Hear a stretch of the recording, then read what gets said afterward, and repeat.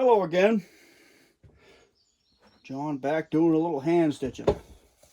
And I figured I would tune in a little bit because this is something I've got some experience doing. And I can do this while I work. Hopefully I'm not giving you too much of my shoulder. Anyway, so this is the 1860 holster. And I'm stitching up the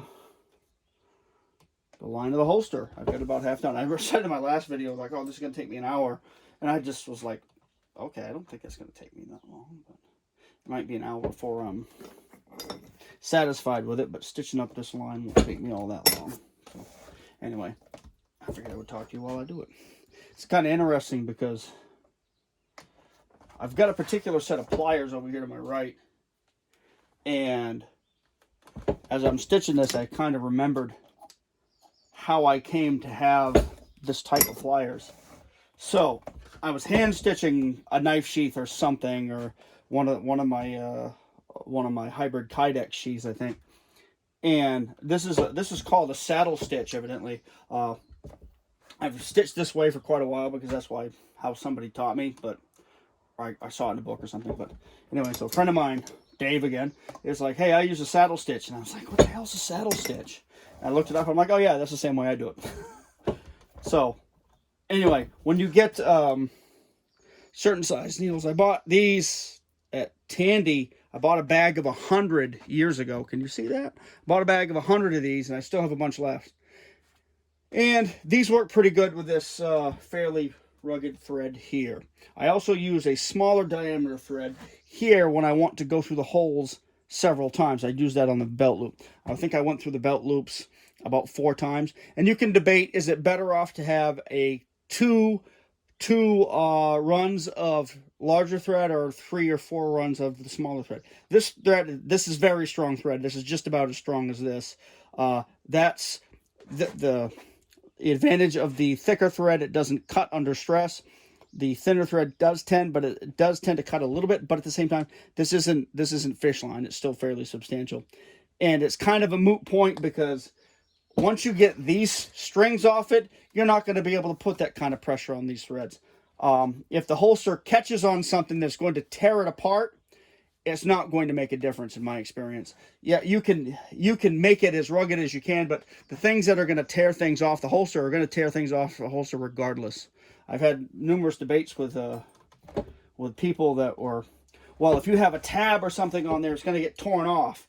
They come from the horse world where that is correct. Where you have, several hundred pounds or, 1,000 pounds or better of horse flesh connected to something leather. And yeah, of course it's going to fail. And any weight of leather, a horse is going to tear off. We're talking about body weight with something that weighs a couple of pounds.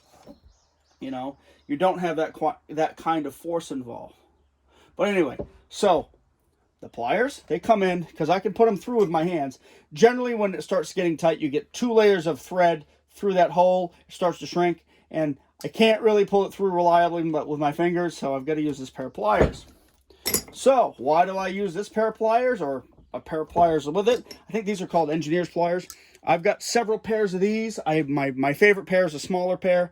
I got into these because look at the teeth on these. This pair of pliers was made in the United States probably 50 years ago. I don't know what make this is, but they're all made in USA. And I picked these out at yard sales and Liberty Tool because the teeth are really good. So let me show you in comparison a pair of pliers that I bought, I don't know, recently. I might have thrown all these damn things away because I went out, when I started hand stitching, I went out and bought myself a couple of brand new pairs of needle nose pliers about this big to pull needles with. And I would be, going through a couple of different layers, and the pliers would come right off the needle because the teeth on the little splines, the teeth on the pliers stripped out. Then I get this basically 60-year-old pair of pliers with teeth as good as the day it was freaking made. Had to wire brush some rust off them, and the pliers mated precisely. The jaws did, and they actually worked great. And so I was able to continue on stitching reliably because the tools were of a quality where you could actually get a hold of a needle and pull it through. No big deal. See, it goes through easy that way, goes through almost as easy back this way. But the eye of that needle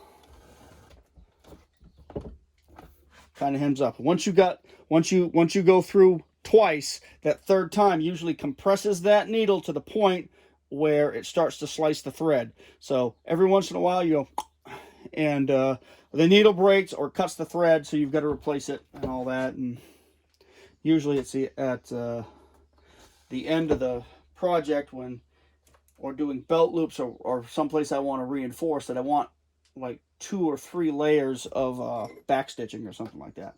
And that's how I'm going to end this. Is I'll get to the end here, I will stitch to the end and back stitch like 3 stitches, or as far as I can, depending on how much thread I have, and then I'll tie. And usually I try to tie or loop the threads around each other and have it so the knot ends up in the middle of of the welt. Sometimes I can get away with it. Sometimes I get carried away and want to back stitch a couple more times and just can't get it in there, because again, that heavy welt kind of is an advantage worth having, but it kind of complicates construction a little bit. But it is what it is. But you gotta, if you're gonna make something by hand, make the damn thing right so it lasts. And the thing is, I'm wearing the same holster, using the same holster every day that I made 10 or 11 years ago. I think I even took the old video I was advertising them with down, because I no longer make Kydex holsters, because I found Kydex and everybody's demands with Kydex were kind of a pain in the ass. So I stopped being, it was never really lucrative for me. I made good holsters. I can still make good holsters. I have a bunch of them kicking around out there now that people are still using. And I'm using the same one that I made myself years ago, and it's holding up well. I mean, it's got a little wear on it, but other than that, it's fine. I'm not having the problems with the Kydex cracking because it's reinforced with leather. I'm not having the problem with the belt clips breaking because they're leather. So there's something to be said for good old plain leather that you take care of. And I think that might be some of the issues that people have, is they want a carefree holster for their gun. And I'm liking leather more and more. In fact, you're going to see my next series of defensive or carry knives. They're going to be pretty much all in leather with some additions that I think are, at least that makes sense to me. Whoops. They make sense to me, the way I carry knives and the way I use knives. But Kydex over the long term fails. And there's going to be people like, well, you just don't know how to. Yeah, I think I do. I've been working Kydex for like 30 years. I originally started getting my Kydex from blades and stuff from the knife maker in Gardena, California. That is Bob Engleth. I think that's his name. Wicked cool guy. He's since passed. I don't know if his son Kurt is still making knives or not. I don't know if he ever really got into it. But here's the fun part. I've stitched to the end of the holster. Now how do you end? Oh, I could just tie this and leave it on the outside? No, that looks like shit. I'm going to back stitch through here, and you're going to see some grunting, maybe. Or maybe I won't grunt. And this is my patented stitching pony. The same piece of wood I used to drill the holes in, put in the vise. But that stitching is actually looking pretty straight, even on the back side, pretty straight. I'm fairly happy with that. I didn't add the double section here. I don't really think I need it. I did double stitch here. I started like on the 3rd or 4th hole, back stitched, then back stitched again, which that's when I started breaking needles. But that's got 3 layers of thread on it. The bolt loop is done, we'll call it, it's done Fletcher Mountain Outfitters style, like this. I used to box, like on this side, I used to make a box like this to put my belt loops on. My friend Dave, I just saw this I saw him in one of his holsters the other day. He does lines of stitching like this, and on the particular holster I saw was a straight drop strong side holster, and so he radiated them like this, like almost like peacock tails, so they look like this. I just did 6 lines of stitching like this, which I thought was a very good idea.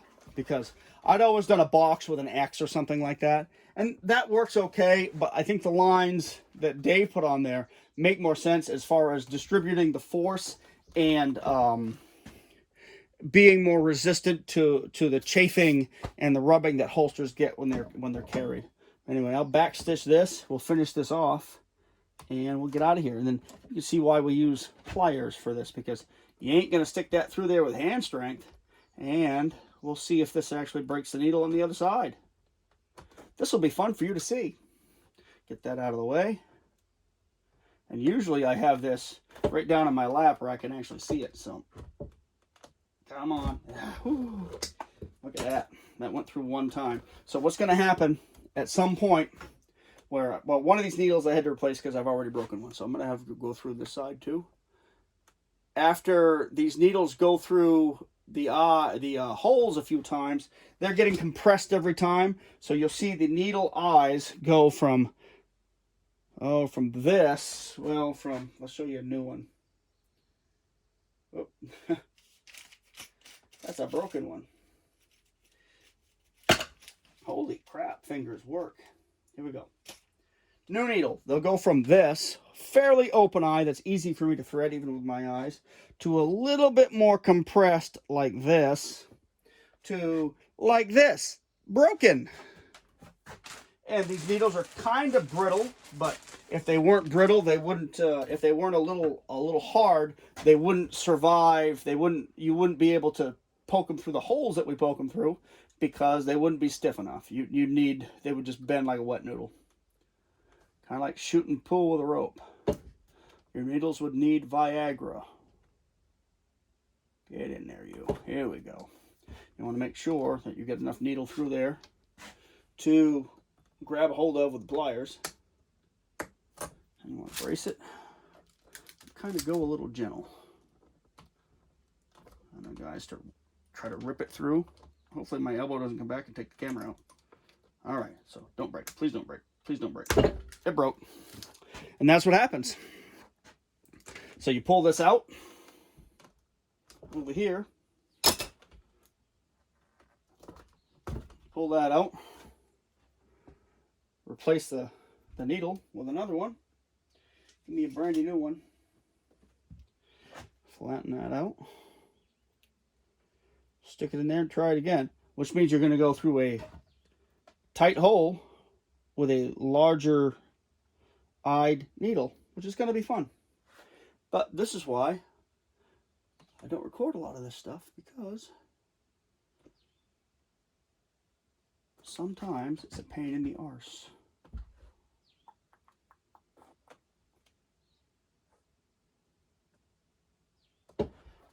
But I also think it's important to show people that things don't always go smooth when you're making stuff.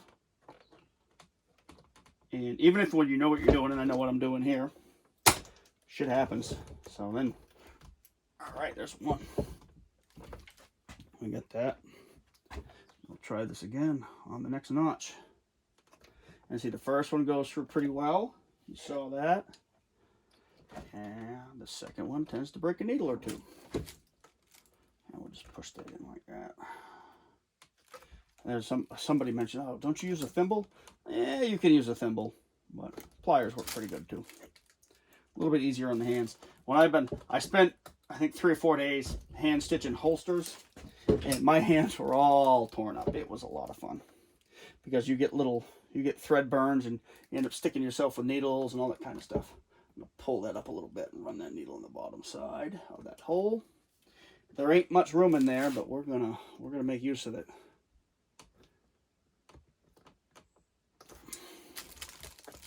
See if we break this one. Make sure that thread is all aligned, because you got the needle plus 2 layers of thread, because that's doubled over on that on the other side of the eye of the needle. And let's see what happens. Oh, look at that. That'll only be able to do that 3 or 4 more times. All right, we'll do, let's say 1 more. But anyway, that's the general process of ending. And right now I'm doing what they call back stitching. I think that's what they call it. I should really read up on on stitching because I've done my share of it. It would probably make my life easier if I took the time to do a little reading on it. I'd probably learn some things that help me out and made it work better. Pull that up again, and we're going to work this one back through and see if we bust another needle. That one might go through. That eye's been compressed once, so we'll see. But overall, again, shouldn't talk shit till the project is done. This is looking fairly good, unless I do something to mess it up. I do have some glue marks on the leather that I'm not happy with, but I'm not going to stress too much about that because this holster is going to get carried. It's going to get used. I'm going to do a lot of practice drawing and stuff from it, so it's going to get beat up some. All right, there's two. We'll do one more. But anyway, that's where we're at with that. Got the holster almost all stitched. I'll finish that off. You'll notice that the stitching looks a little thicker here and a little thicker here. That's because it's double stitched. But where's that gun? Gun fits pretty decent. It'll settle in a little bit because I'll trim this. It'll go in a little better. But it has pretty good retention. It'll break in a little bit because it comes out a little dry. But like I said, that'll break in a little bit. I'm going to cut that, trim that a little bit because I don't like it when it folds over. I want the return stroke just as easy to do and as smooth as a draw stroke. But anyway, looking pretty decent, I think. And I'm going to hit that with some Fiblinks brown leather, and we'll be done this little holster. And we'll start lugging it around. All right, guys. See ya.